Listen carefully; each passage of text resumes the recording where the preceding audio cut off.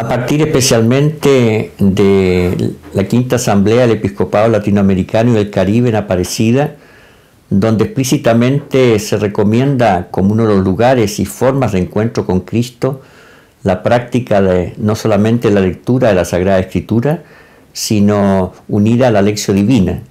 La Lectio Divina nace en el monacato. Los monjes ya de muy temprano, y San Benito, una de sus prácticas es la Lectio Divina. ¿Qué significa? Que es la lectura de la Sagrada Escritura, e incluso también de padres de la Iglesia, que es una lectura meditada, rezada, para de ahí después hacer la oración y aplicación a la vida diaria. Es decir, esa palabra de Dios, no solamente como algo dicho, y que trato de comprender lo que ellos dijeron en esa época, la exégesis, sino que ¿qué me dice eso a mí actualmente? A la luz de las circunstancias que vivo personalmente, que vive la Iglesia, que vive la sociedad. Es decir, que dejarme interpelar por la palabra de Dios para descubrir ahí un mensaje, una luz y una fuerza para vivir cristianamente hoy. La meditación de la vida diaria no parte de la Escritura, pero sí supone un conocimiento de la Escritura. O sea, no la sustituye ni la reemplaza, sino que es, por así decir, un complemento. Y que parte de la consideración de que Dios actúa hoy día, actúa en mi vida, y me habla a través de lo que está ocurriendo, en mi vida. Y que si yo reflexiono sobre lo que estoy viviendo, lo que me acontece, y trato de preguntarme qué es lo que Dios me dice, la Escritura también me va a iluminar. Es decir, se supone que la persona tiene una visión cristiana, una comprensión cristiana de la vida. Es el presupuesto.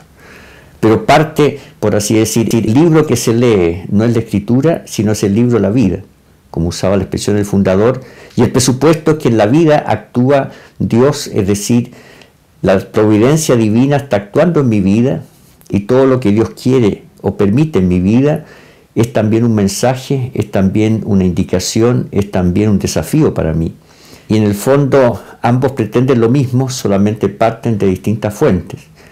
Uno parte de lo que Dios habló en la Escritura, la revelación, y con esa revelación tratar de iluminar qué me dice a mí hoy esa palabra. Y otro parte de lo que yo estoy viviendo, de lo que Dios me está diciendo, para tratar de entenderlo e iluminarlo a la luz de la palabra. Y tiene su acento en el sentido que en la vida de los monjes la actividad exterior era prácticamente bastante rutinaria, en el sentido que se tenía un horario diario igual, se tenía el rezo del oficio, y por eso preguntarse muchas veces qué ocurre hoy día, no había muchas cosas extraordinarias.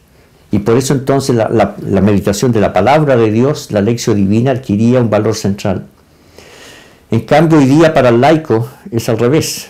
Los tiempos, el ritmo es muy variado, cada día trae desafíos, problemas, circunstancias diferentes, y por eso le queda poco tiempo para meditar con tranquilidad y leer con tranquilidad simplemente la palabra de Dios, pero sí tiene que reflexionar y tiene que preguntarse qué es lo que Dios le está diciendo, lo que está viviendo.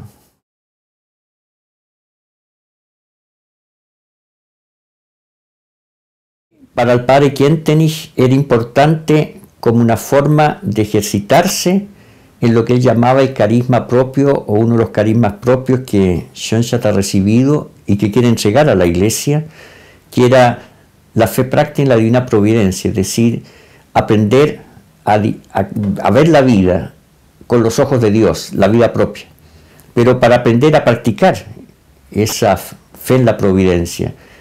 Él consideraba que este método de meditación que él desarrolló tenía por objeto justamente enseñarme, educarme yo a preguntarme diariamente un poco, para que yo me acostumbrara después, adquiriera, por así decir, la costumbre, la actitud fundamental de permanentemente estarme preguntando lo que me ocurre.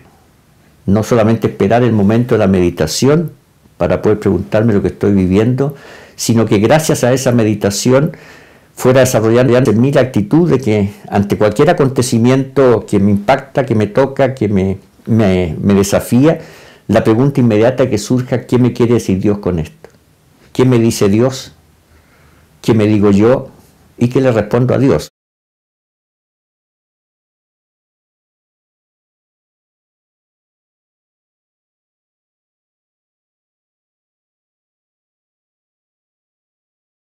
Siempre que se interpreta la voluntad de Dios, hay siempre el riesgo del error, de la equivocación, porque no se trata de una verdad dogmática definida por la Iglesia como una verdad del catecismo, sino se trata de qué es lo que me pide Dios a mí aquí y ahora.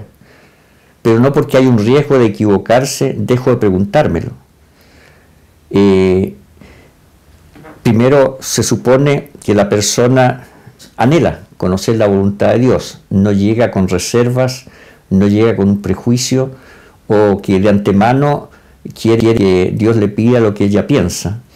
Y por eso es una permanente, primero va suponiendo un trabajo de ascética, un trabajo de purificación del sentimiento, de las intenciones, del propio yo. Y mientras la persona está más despegada, despojada de sus propios intereses y abierta a descubrir lo que Dios le está pidiendo, tanto más garantía hay de que interprete correctamente.